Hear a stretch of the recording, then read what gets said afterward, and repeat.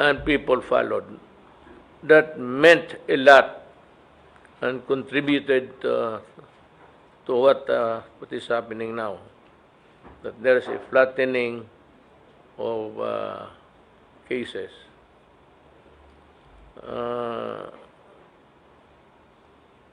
Yung local government executives also played a vital role in the implementation of antivirus or virus measures in the localities.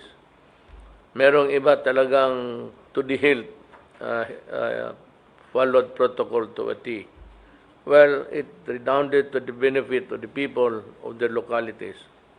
And I salute you for doing your duty very well. Despite of these positive developments, we would still be vigilant and none let complacency overwhelm us and reduce our sacrifice to a note. Remember that the lessening of contamination, wala na masyadong tao na karoon ng COVID, is not because COVID-19, the germ, is gone. It is there, floating around us. Kaya lang, ang mga tao sumunod na, hindi mo hawak, alcohol kaagad. The mask was one important factor. Yung mask talaga, nakatulong ng mabuti. At it was to your advantage that you followed government. Now, the key to winning this war against COVID is the collective resolve for the people to remain healthy and maintain the protocols that you are now practicing. Alam mo kasi, sinabi ko nga, mayroon na. I think it's Moderna is a US company. I think they are ready by September. Hindi nga. Sabi ko nga, pabilisan na sila. Sinovac ng China is also ready. Kung sino, pare-pareho lang naman yan, parehong germs yan eh. Kung sino lang nauna, magbigay sa atin na mura, doon tayo pupunta. Kasi they know that we do not have enough money. Kung mahal masyado, we will go for the less expensive ones. It does not mean na mas mahusay yung sa Amerika o yung sa China inferior or ang Russian maganda. Yun naman gawa ng ibang nations, hindi masyado maganda. No such thing, because what is being cultured and cultivated and then harvested and placed in your body is the same germs, COVID-19. Walang pagkaiba. So, hintayin na lang natin, bilisan. Sa ibang countries, sige na sila.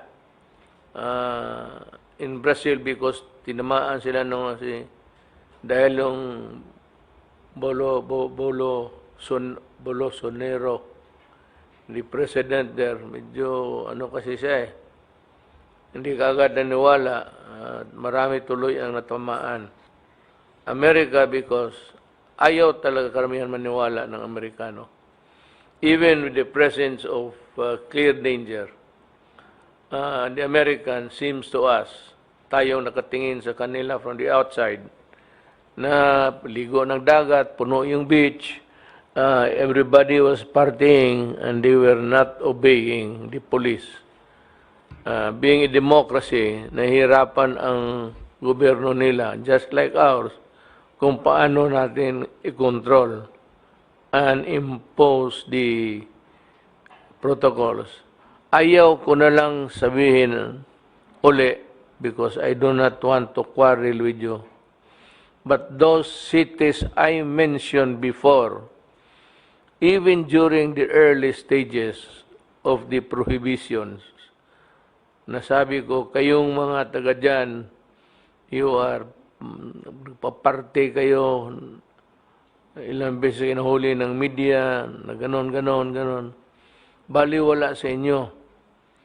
Ang isa naman, napadaan kami doon, eh ganoon rin para kayong parang walang COVID at all. So pure bravado, you have to pay, and you paid with a high rate of contamination. Hanggang ngayon mataas. Hindi ko lang sabihin, ayaw ko mag-insulto ng tao. Pag sinabi ko noon, kayo talaga,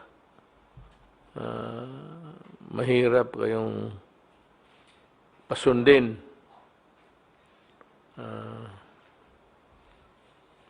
Even yung mga kababayan ko na Bisaya, naku, hindi ko mapasunod. So, ganun yan. Ngayon, dito, ang mabuti lang sa atin kasi ang 184 total reported recoveries, ang taas ng recovery natin. Ewan ko, maybe because of the climate or the constitution body itself, yung constitution body mo. You may have, Filipinos may have more antibodies in their, sa bagay yung, wag ho kayong mainsulto kasi totoo naman. Pero wala akong nakitang taga-squatter na tinamaan. Kasi sa Davao, tanong ako ng mga bata, wala. Sabi nila, ano yan? So, nari care about COVID. Ito yung lumaki sa ano eh. So, all these years from infancy to how old they are now, hinigop nilang lahat ng ano, kagaw, kaya nagkaroon na sila ng panlaban. Maliit pa. Pag lumusot kasi yan sila, no, maliit pa, nagkasakit. 5, 6, 7, 8. Pag lumusot yan, pag malaki na yan, matatag yan. Hindi na tinatablan. Pero, do not be too complacent about it just because you think that you have the antibodies. You might really have the advantage, but the law of averages always takes its toll. Malay mo, matamaan ka talaga. So, total active is 49. Maliit na lang. 83. Nag-flat din na nga. Total cases 228. Pero it is offset by the recoveries. At wala masyadong severe contamination. So, let us go back to the main platform of our program, and if there's anybody who would want to report, kindly raise your right hands if you want to report first.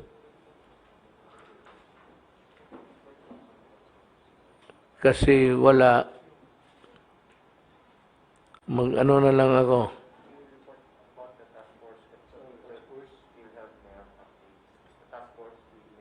Hindi, unahin ko na muna itong si ano. May I announce it first? Tell na.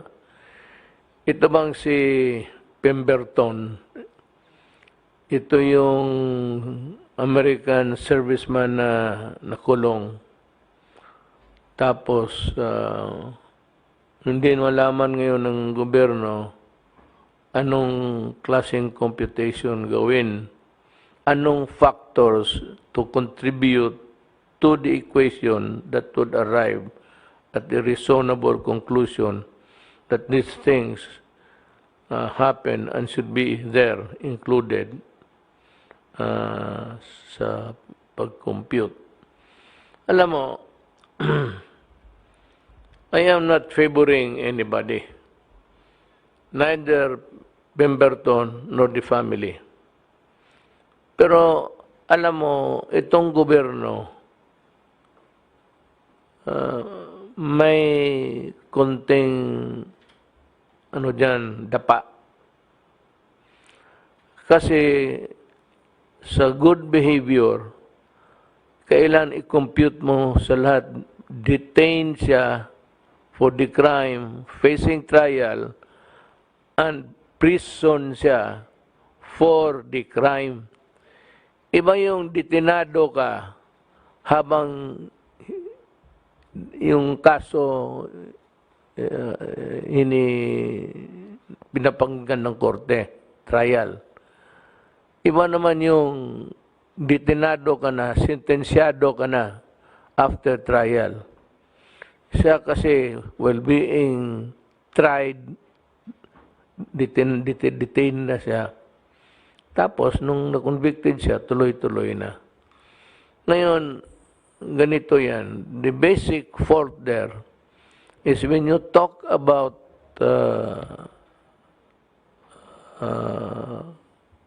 good behavior, lahat na kwentahin mo. Ngayon, kung hindi mo kwentahin, may kasalanan ka rin because they say that it is part of your being in prison. Sa ayat mo sa hindi, nakakulong ka rin. So you are a person deprived of liberty. Ngayon, ang pagkwenta, hindi alam nila kung kasali ba o hindi. At may record. Eh, walang record kasi yung lugar, alin doon na nagdetenado si Pemberton, sa Marines, sa garrison. Ang Marisons never kept a record of hindi trabaho ng Marines yan na magbantay kasi hindi yan sila BJMP o taga Muntinlupa. BJMP noong hinihir pa yung kaso. Muntinlupa, yung sa loob na taga Muntinlupa, iba yan. Tandaan ninyo ito ha. Yung detenado ka pa lang, hinihir yung kaso mo, BJMP ka. Hindi ka makakulong sa Muntinlupa. Ngayon, kung matapos na ang kaso, sentensyado ka, bibitawan ka na ng BJMP, ibigay ka na doon sa mga Muntinlupa personnel. Yung ngayon, yung kaso, pag yung sa pagkapreso niya, wala silang record. So pagka walang record, di mo malaman kung nabilang ba o hindi. Oh well, pagka ganon, hindi kasalanan ni Pemberton. He is not required to keep his record of his own and characterize his behavior there inside while in prison, detenado for the hearing. Na yung nasintensyahan na siya, napunta na siya ng Muntinlupa, meron naman mga hindi na mga Muntinlupa personnel. Doon nababantayan na sila. Ngayon, ikakwenta pa ba yung ano? Ang problema nito ganito. Sino magsabi ngayon na noong detenado siya, nagkakalat siya sa loob, sumisigaw siya, o sinisira niya, destroys things? Wala eh. Kasi walang listahan. Wala namang nakalagay doon because wala talaga.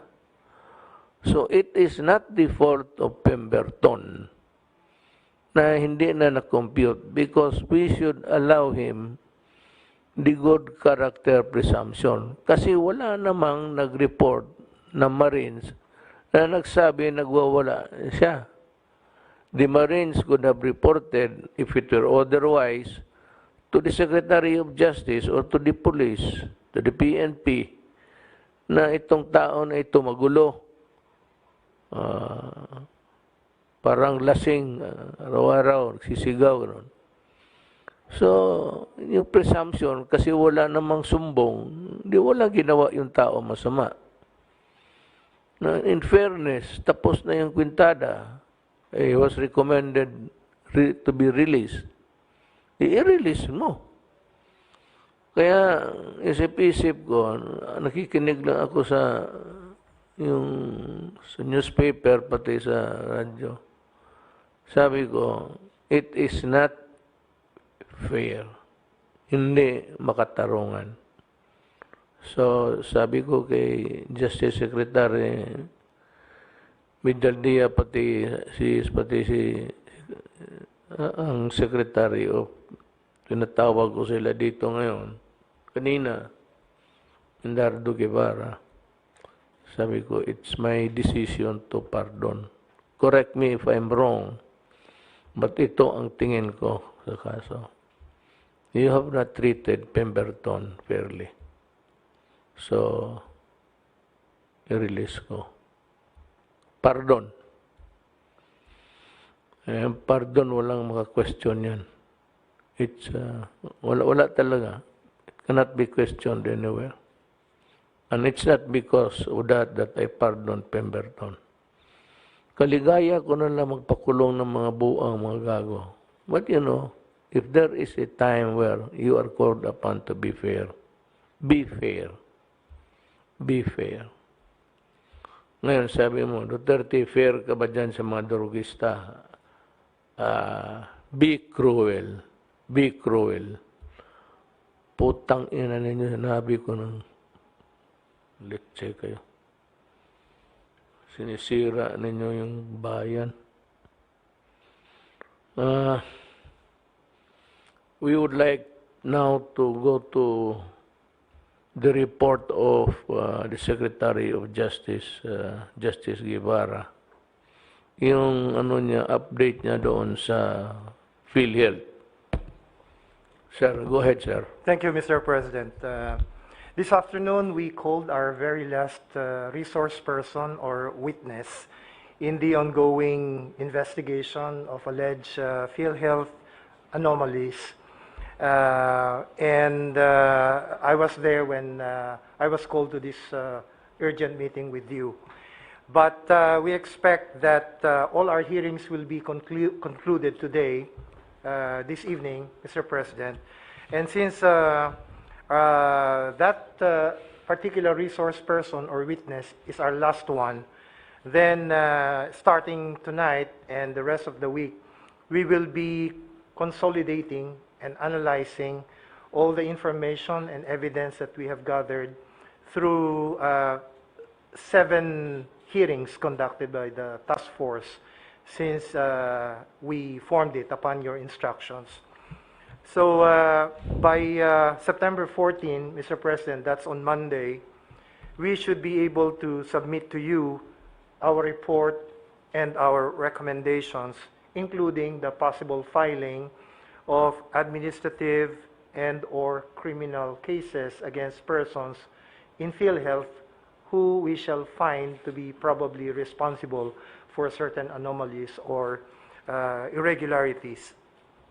Meantime, Mr. President, the various composite teams that the task force created comprised or composed of representatives from the NBI, the AMLC, the PACC, and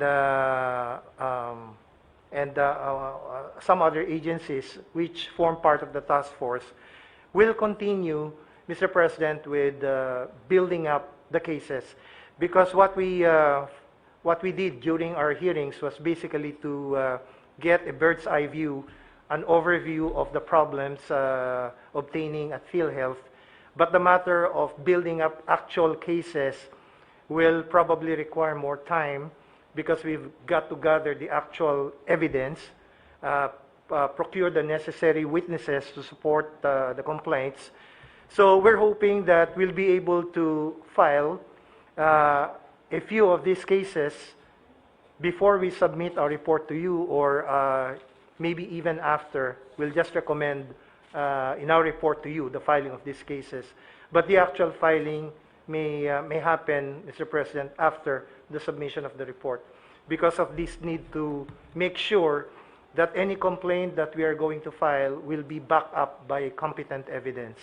So that's what our composite teams are doing right now.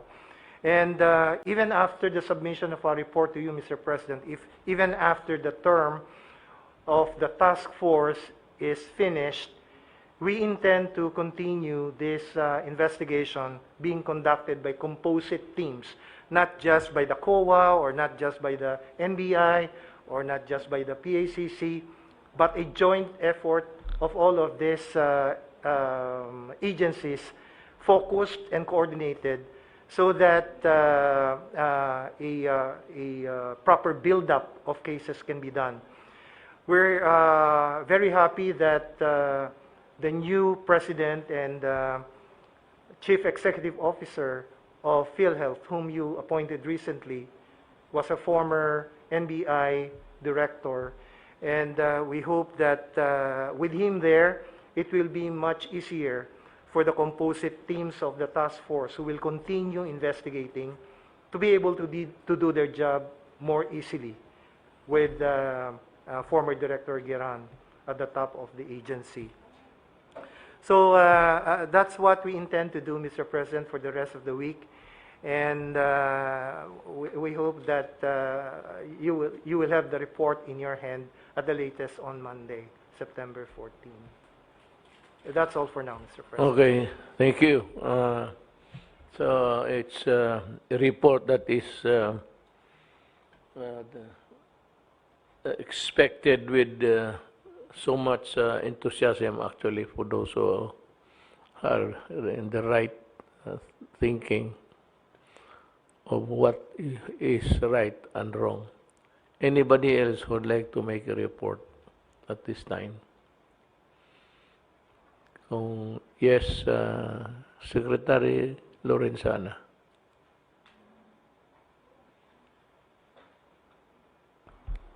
Mr. President, for information lang po. Maganda po ang nangyayari ngayon sa buong bansa. Bumababa na po yung cases. From a high of about 10,000 plus before, it's now to about 2,008. So, it's good. Ang ginagawa po ng task force ngayon ay iniikutan namin yung mga lugar at tinitingnan yung kanilang mga ginagawa. Tatanungin namin, we are not there to assess or to audit them, but to find out how the national government can help them. So I went to Caloocan last Saturday and commended them for their good job. From a high of 90, ngayon less than 10 na lang ang kaso nila everyday. So doing well po sila dyan. Meron lang tayo mga ibang pumuputok, Mr. President, like Bacolod, Iloilo, and Jensan. So yan ngayon ang pinagtutuunan natin ng pansin. Secretary Simato is there now in Western Visayas. And sometime this week or next week, kami ni Secretary Galvez pupunta naman sa Jensan, Mr. President. Yun lang po, Mr. President. Thank you. Thank you, Secretary Lorenzana. Secretary Doge. Good evening, Mr. President. I'll just have one slide presentation. Pwede bang makita yung slide number 8? Just to support the report of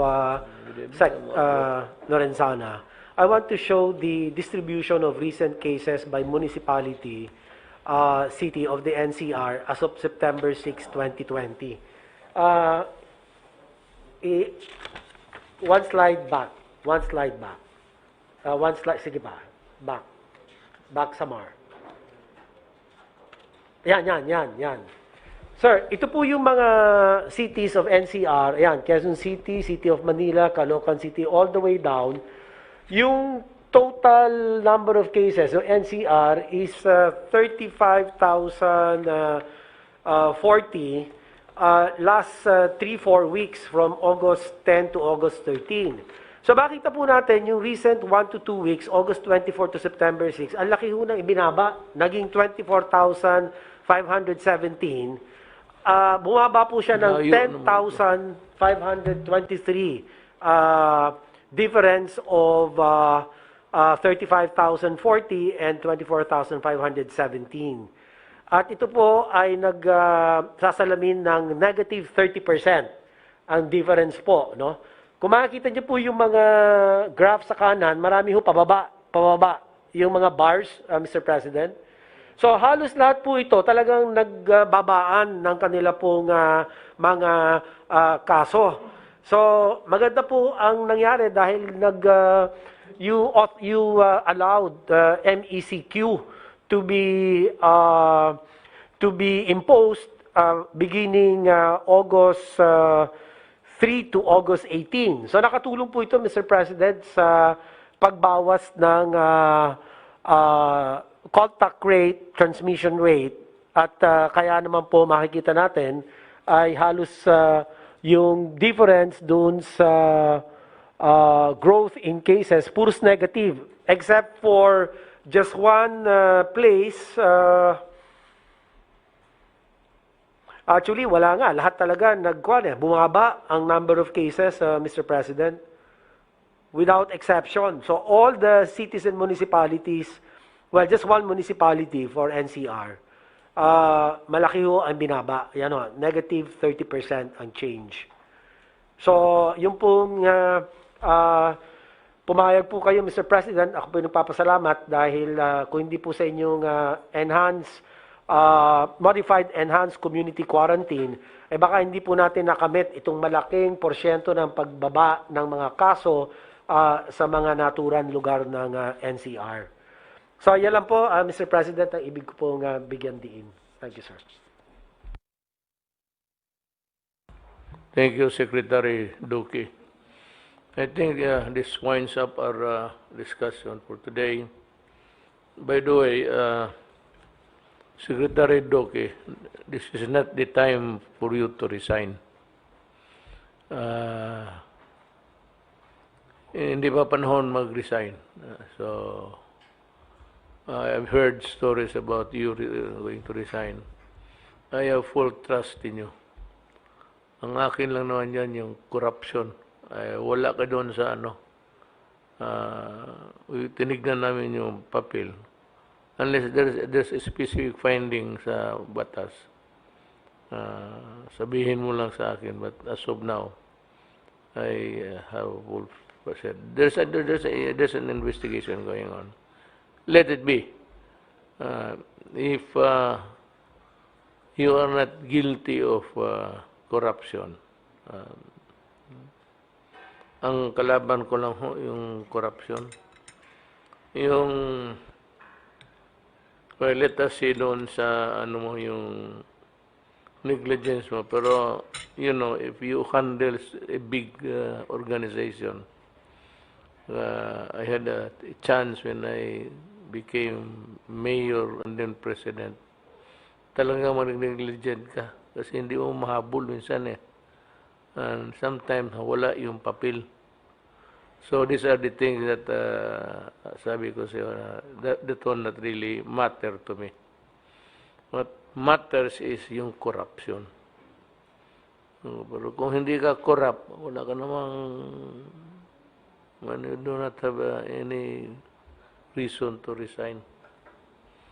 Thank you very much, sir, for your continued trust. Mr. Secretary, we're on the same boat. Actually, alam ko ang trabaho mo. Me, even an appointment, sometimes I want to take a look at the background of sa military lang ilan yan. Pag i-promote mo yung isa, there will come a time na i-promote mo lahat. Promotable na eh. Kasi nababakante na, na-promote na yung nag-retire. So, marami yan. And sometimes yung mga kay Dominguez na papel about itong mga contract of loan, binabasa ko talaga yan kasi I do not delegate it na hindi magaya na ibang presidente na pagka may initial na yan, ibig sabihin okay na yan. Eh ako ro hindi. Binabasa ko yun talaga sa kwarto at ako lang man mag-isa. So, wala akong katulong dyan. Minsan na nakatulog ko. Sometimes, abutin ako ng alas 6. Pagka sabihin na nag-pile up ng review ko, basahin ko. Sometimes, the earliest is 7 o'clock. Bago ako matulog, magkain ako ng breakfast. Ganon ang, kaya naintindihan kita. If it's just a negligence of the coming up with the papers on time, tingnan lang ho nila muna trabaho natin. Yung madali man magpirma, kung pirma lang. Ang pirma mo kung puputok yan sa mukha mo. Di, ganon. Pareho tayo. Pareho.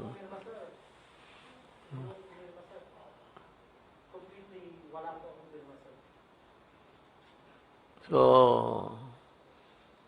ako, Katawa ko, I have to express my frustration, sir. I hope you don't mind. Yung mga pumirma, hindi man sila nirecommend. Yung mga pumirma, hindi nirecommend for filing of the cases. Yung hindi pumirma, yun lang ang idinawit. Parang, bakit naman ganon? But height of injustice, unfairness, and masakit po yan, sir. Yung hindi ka nga pumirma, ikaw pa yung idinadawit, ipinipilit na idawit. Yun, sir, ang hindi ko matanggap lang sa dibdib ko. Hindi ako nakakatulog ko dahil dito, sir.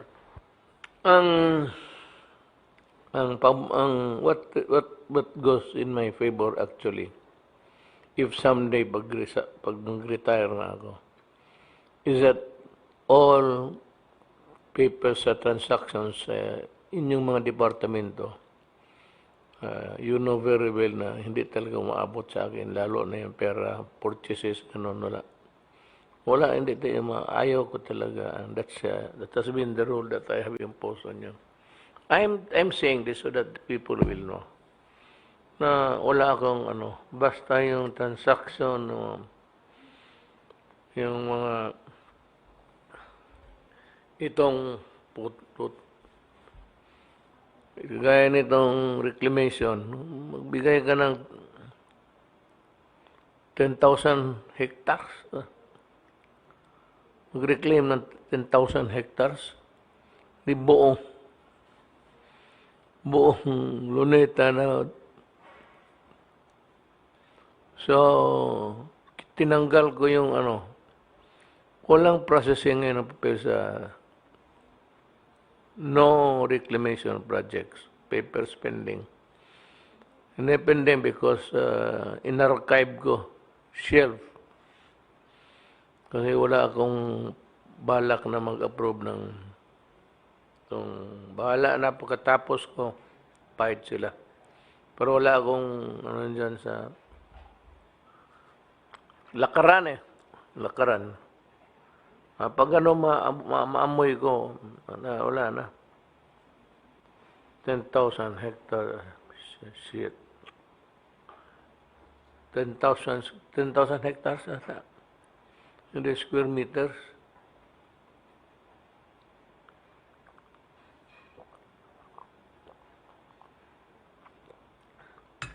Kaya, one of these days, magtawag ako ng bakasyon. Bakasyon tayo, mamili ka sa lugar, secretary. Huwag lang labas sa Pilipinas. Dito lang. Maybe we'll visit Spratly. But we will also invite the Americans to come along. Going to a sightseeing tour. Nga pala yung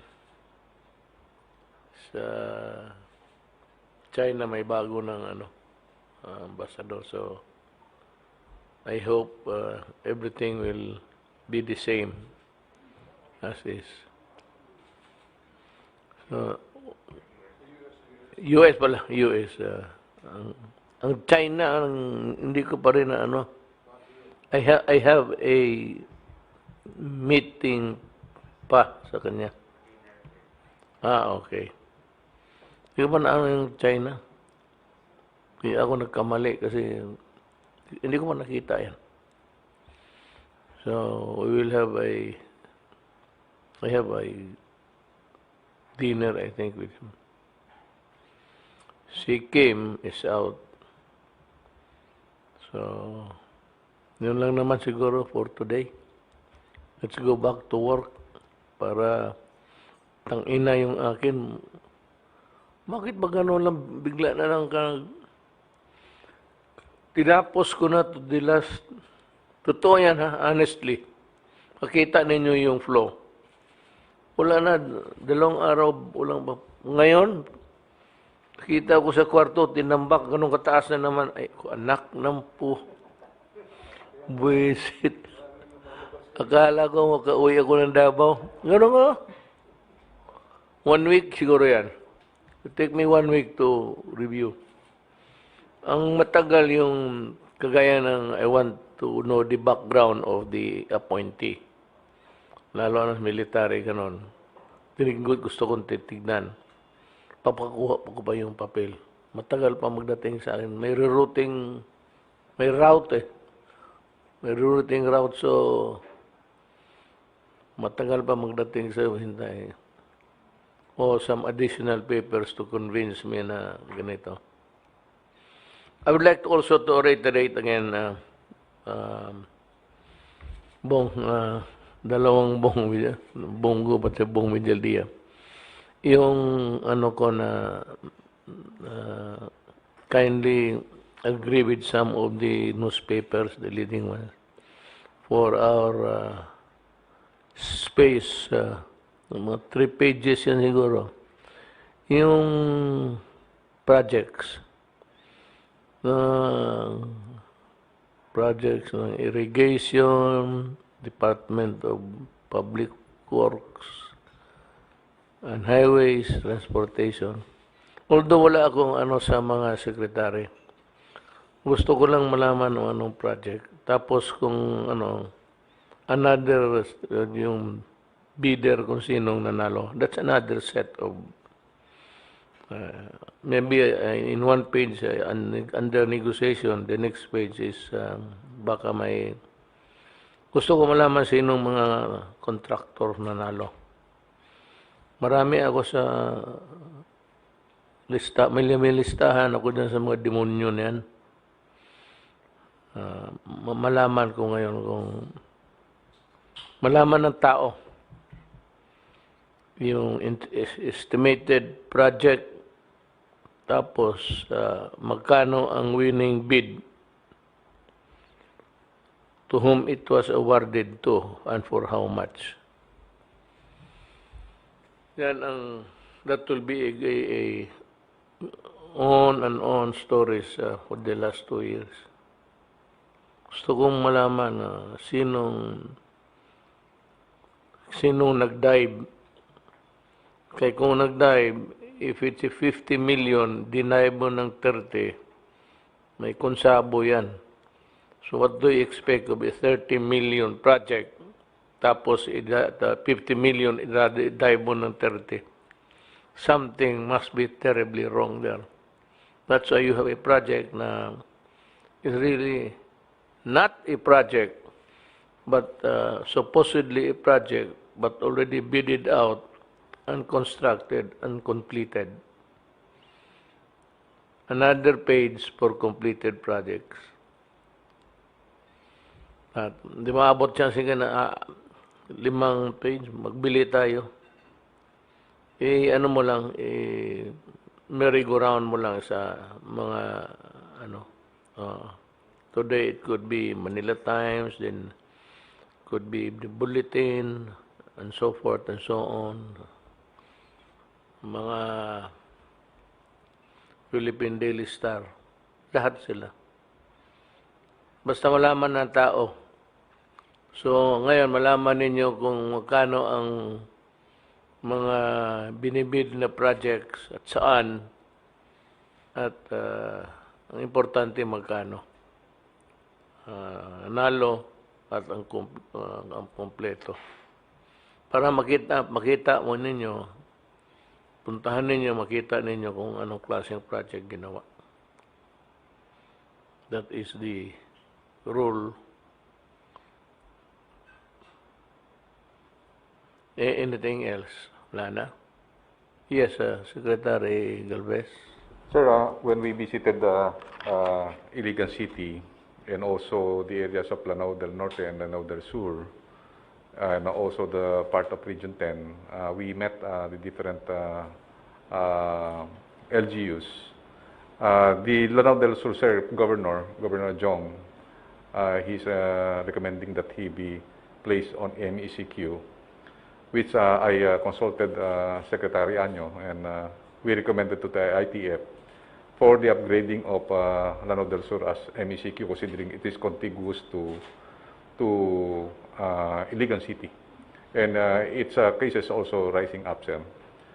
And also, based on the recommendation of the NTF, and also with consultation with the mayor of Bacolod City, the cases of Bacolod City is much higher than Iligan City, who is also an MECQ. So we will recommend also that Bacolod City be placed on MECQ as recommended by the ITF. Yes, sir. Tangang mataas na. Bacolod, taka ako. Bacolod City and Lanao del Sur, sir. Sige, sir. Sir, dagdagan ko lang po, Mr. President. Yung sa Bacolod City, yung 4 days po, nagkaroon sila ng 462 cases, new cases, and if you divide it by 4 days, nag-average sila 135 cases, new cases per day. So that's why, sir, we strongly recommend endorse the recommendation of General Mel Feliciano and and Secretary Simatu to escalate the community quarantine to modified ECQ or enhanced community quarantine. Yun lang po, sir. Noted, sir. Mula na, Senator, I must admire you for your industry. Pasalamat kami. Just your presence here is just as good as anybody else is watching over the oversight. So I encourage oversight committees of projects. Diba ikaw, ang sabi ko kay Bong, if you really want to help me, you act as if you are with the opposition. Huwag mo akong sabihin na kaibigan tayo, that you were once my...